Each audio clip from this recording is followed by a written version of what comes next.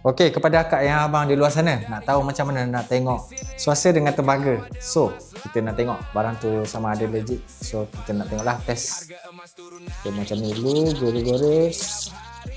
Okay, ni untuk yang swasta. Akak dengan abang boleh tengok depan ni.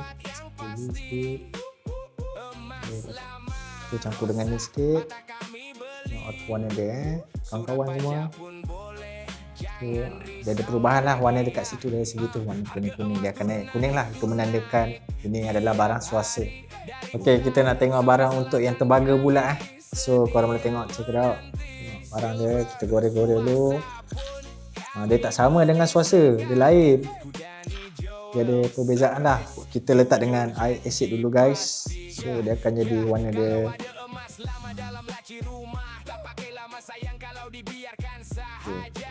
Nampak dia tak ada perubahan apa-apa warna dia macam kosong So menandakan itu barang adalah tembaga Dia ada perbezaan dengan swasta. Swasta dia ada naik kuning-kuning. Okey, kepada akak dan abang yang ada di luar sana, kalau ada anda swasta, gold bar, silver, dinar dan macam-macam lagi, emas terpakai, emas lama, emas pusaka, emas patah, kami beli juga dengan harga yang tinggi di Kudani Jewels Pandan Jaya. Okey, akak dengan abang jangan tunggu lama-lama nak pakai duit, nak dengarkan beberapa anda.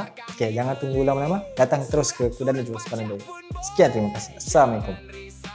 Nak jual emas, surat pajak, hubungi Kudani Jewels.